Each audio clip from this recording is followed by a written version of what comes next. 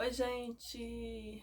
Muito boa tarde, boa noite, boa madrugada, né? Para quem tá assistindo esse vídeo na madrugada. Eu sou Maria Fernanda, sou mãe, sou trabalhadora, né? Sou profissional, autônoma e sou mulher, meu Deus, são muitas coisas, sabe? Várias coisas em uma só. Multifuncional, vamos dizer assim, né? Multiuso, né, como o pessoal fala. Gente, eu tô meio que viciada, assim, em gravar vídeo aqui, jogar no YouTube pra atingir principalmente as mães, né? Principalmente aquelas mães de primeira viagem como eu, porque eu passei por uma experiência muito difícil, muito traumatizante. Eu já comentei com vocês aqui o relato do meu parto, né? Como foi trágico, foi desrespeitoso. E eu acho assim que quando eu falo, não, quando nós mulheres falamos, nós mães falamos, alivia. Eu acho que alivia a dor, o trauma vivido. Então eu acho que é importante falar para aliviar as dores emocionais, além do fato de você atingir uma outra pessoa que talvez esteja se preparando agora para ser mãe, né?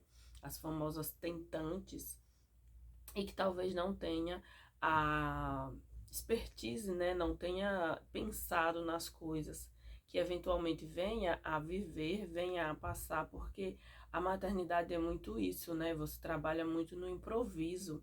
Você não tem um manual. Quando você vai fazer uma prova, o edital, ele vem com tudo que você precisa estudar. Não pode sair dali do que tá lá no edital para você estudar no cronograma, né? No cronograma lá de estudos. Mas a maternidade não, a maternidade você simplesmente engravida e aí do nada você é jogada aos leões e você precisa se virar para poder sair daquela situação onde é maravilhosa, maravilhoso você estar com seu filho, é um amor realmente incondicional, mas ao mesmo tempo, por você não ter uma rede de apoio, uma ajuda, uma experiência na área, você acaba cometendo muitos erros, se frustrando, chorando muito. Então, assim, foi o que muito aconteceu comigo, né?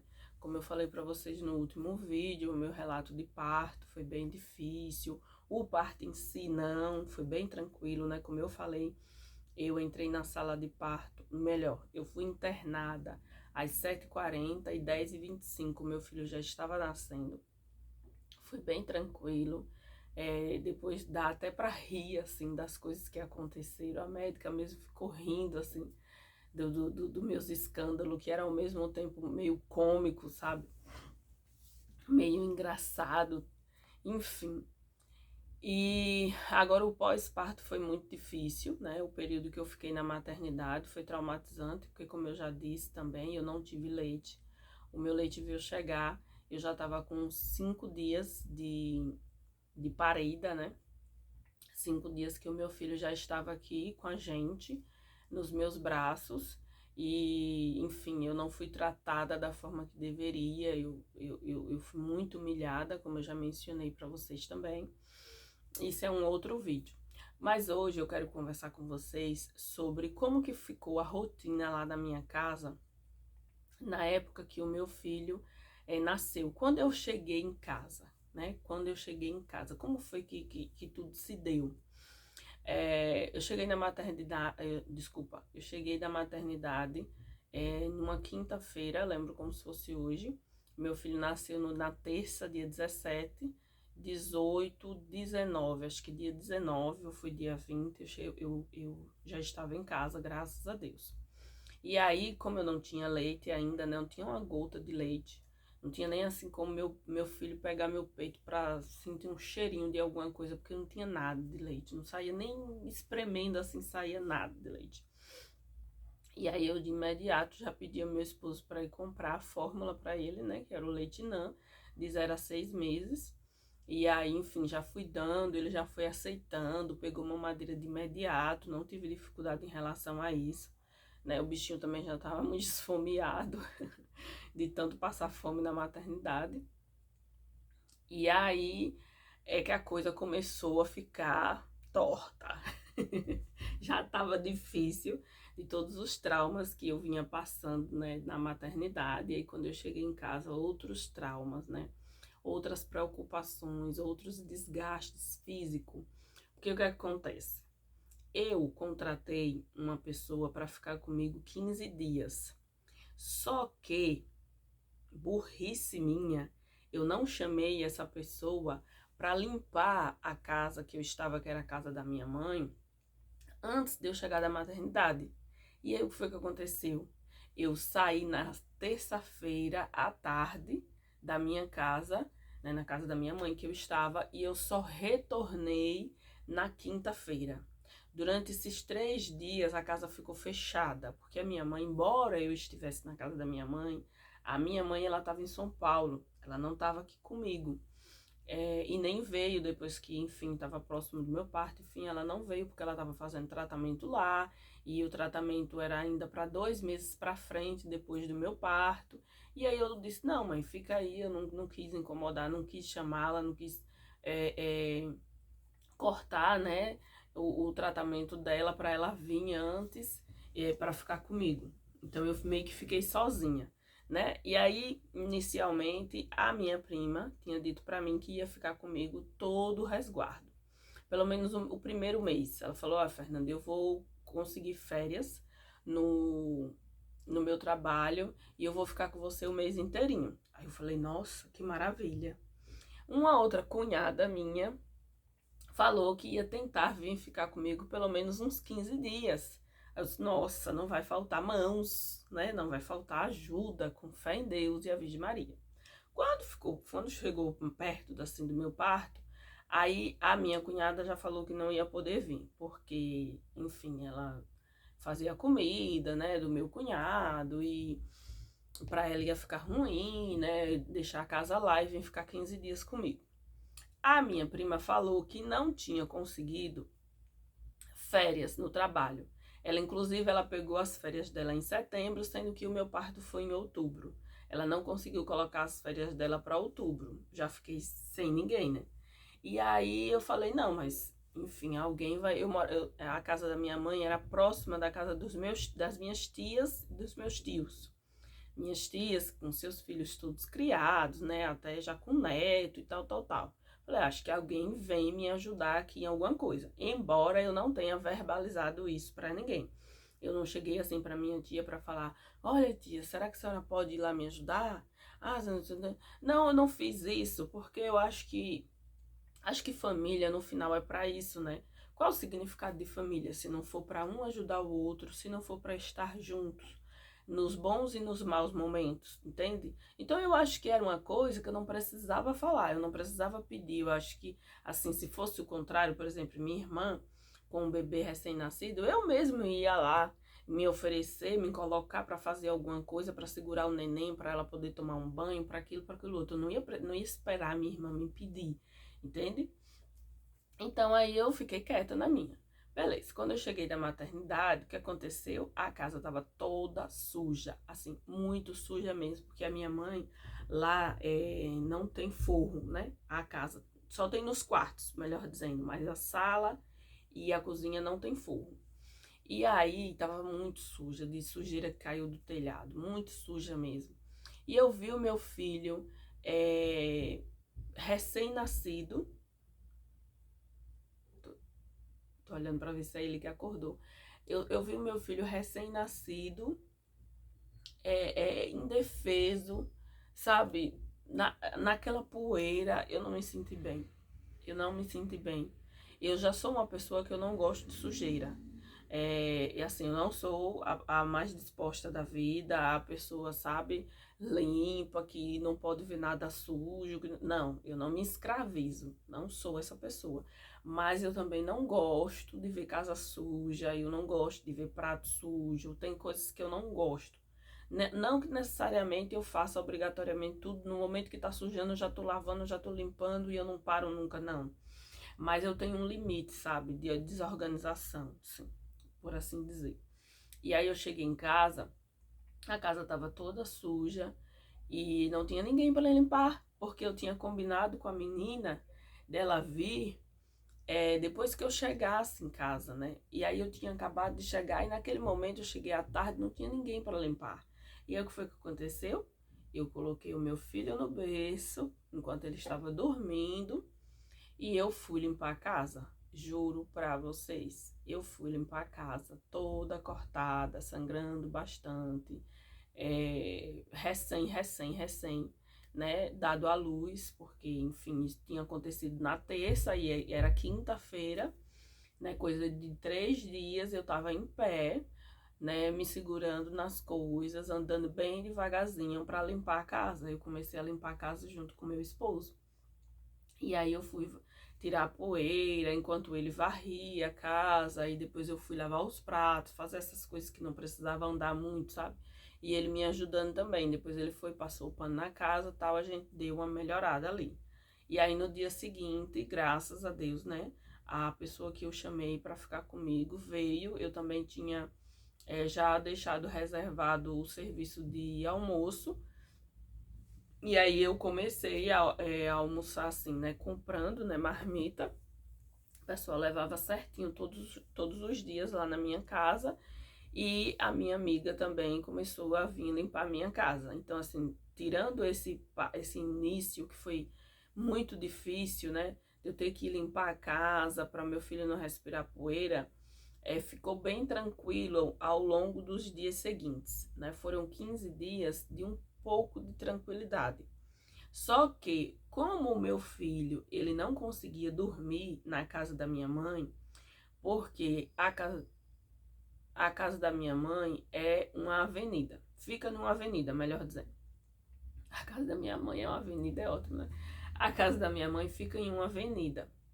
Passa ônibus, passa trator, passa cavalo, passa cachorro, periquito, papagaio, passa todo tipo de transporte que você pensar, passa pessoas brigando, passa pessoas resmungando, todo tipo de coisa em avenidas vocês devem imaginar, né? Passa lá na frente da casa da minha mãe. Então, o meu filho, ele não conseguia dormir por conta do barulho dos carros passando. Dava 4 horas, 4h30 da manhã, os ônibus começavam a passar, os ônibus coletivos, ele já acordava. E aí ele ficava o dia todinho que Deus deu acordado, ele só conseguia dormir no meu braço. Tirando isso, ele não conseguia de forma nenhuma. Às vezes ele pegava no sono, eu colocava ele na cama, era o tempo só de eu chegar na cozinha. Quando eu chegava na cozinha, eu já ouvia ele chorando, eu voltava para pegar ele. Então foi bem difícil. Depois dos 15 dias, minha amiga foi embora. Eu não tinha mais condições de continuar pagando a ela, né? Até porque o que eu planejei foram 15 dias, justamente por que eu planejei só 15 dias? Por quê? Porque vieram cantar uma música para mim, nos meus ouvidos, falando que parto normal, 2 dias você já tá em pé fazendo suas coisas, sem sentir nada.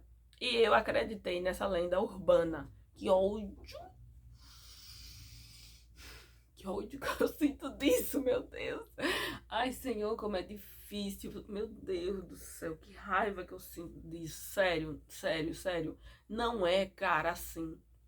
Não é de forma alguma. 15 dias depois do meu parto, eu ainda estava sentindo muita dor. Eu ainda estava sangrando bastante.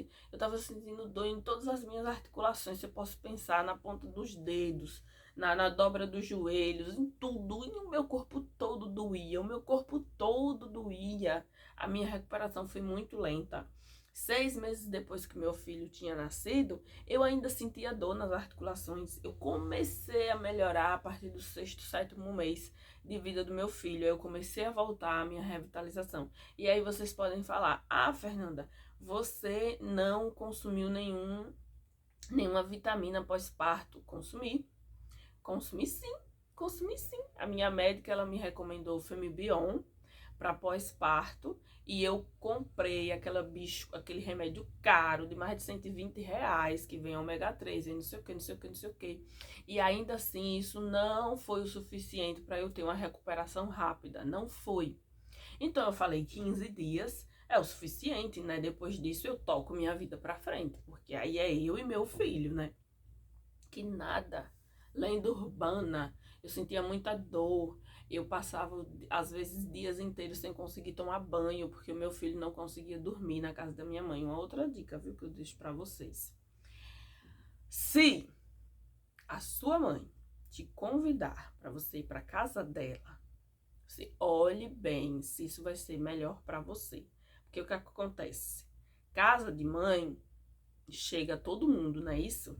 Assim como você chega com seus filhos, seu irmão pode chegar, sua irmã pode chegar, sua tia pode chegar para ver a irmã, e assim sucessivamente. Então, casa de mãe é aquela coisa, né? Sempre cabe mais um. Igual o pessoal fala, coração de mãe, né? Sempre cabe mais um. Bem assim é a casa, sempre cabe mais um. E aí o que acontece? Você tá ali de resguardo.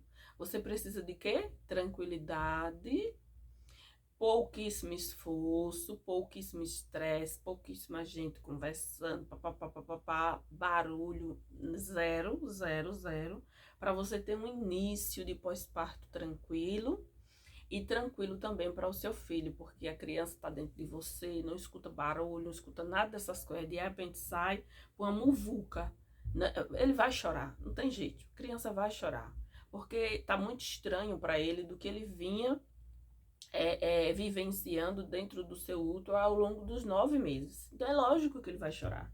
Ele não vai chorar, ele não vai dormir, ele vai chorar bastante, isso vai lhe estressar, isso vai lhe deixar louca da vida, meio que surtada mesmo. Por isso que o pessoal fala bem assim, que a mãe no puerpério, né, que é o estado que a mãe entra depois que dá a luz ao filho, às vezes acontece da mãe surtar, da mãe ficar doente. É isso, gente. É esse pós-parto difícil, é esse pós-parto onde você não tem tranquilidade, onde as pessoas, de uma certa forma, não respeitam o momento que você está vivendo. Então, para onde que você vai para casa de sua mãe?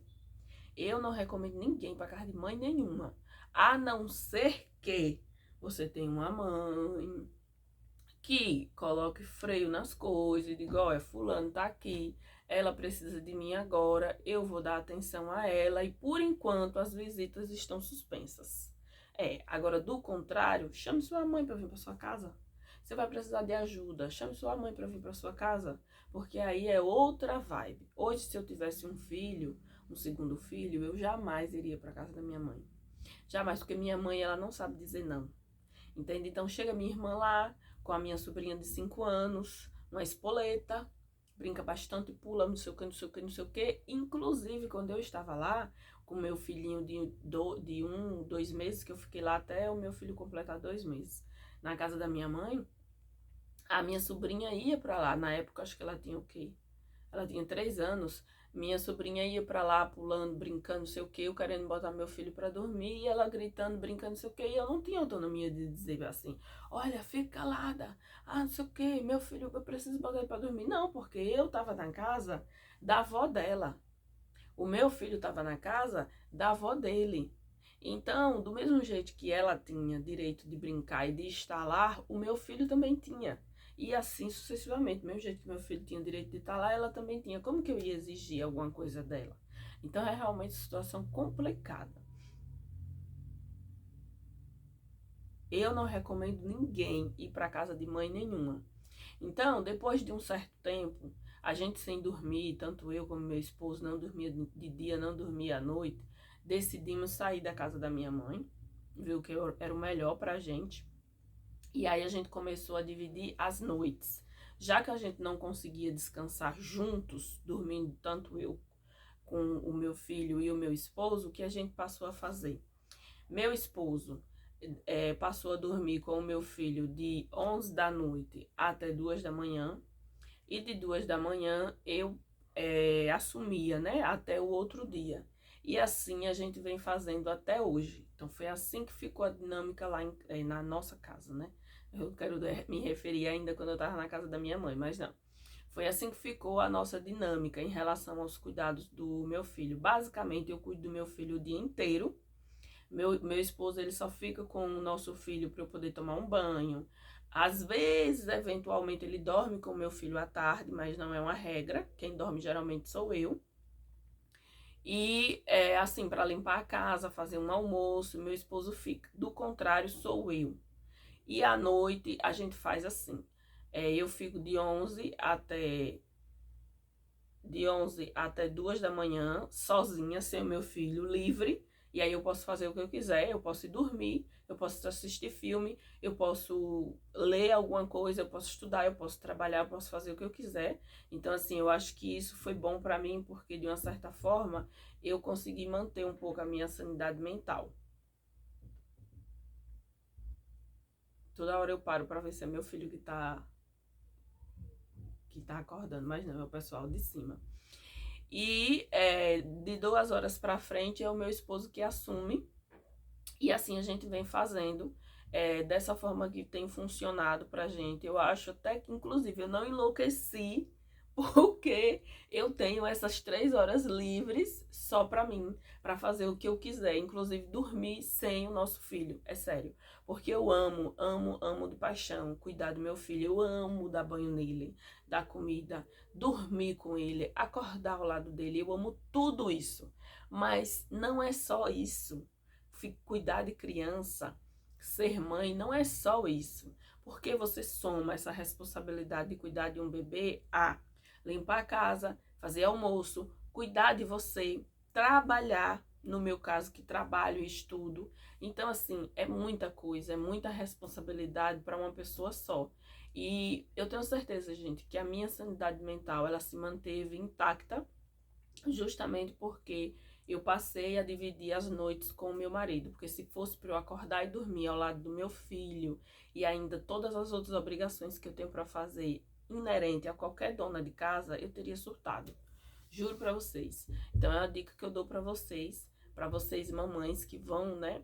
Vocês aí gestantes, na verdade, que vão se tornar aí mães nos próximos meses, nos próximos anos.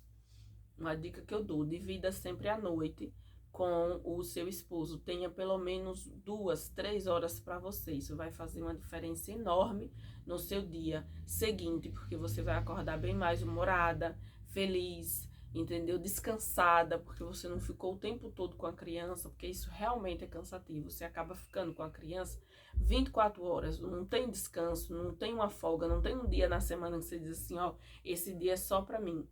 Eu vou deixar meu filho com fulano de tal e esse dia é só pra mim. Não tem. Esse dia pra mim ainda não chegou, esse momento.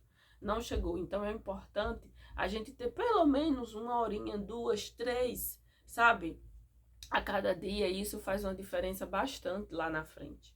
Então era isso que eu tinha pra conversar com vocês. Foi bem difícil, foi traumatizante, faltou muito planejamento, eu planejei muita coisa sobre o enxoval, eu previ muita coisa sobre o enxoval, mas o pós-parto, o que veio depois, eu não consegui prever e aí eu acabei me estrepando bastante.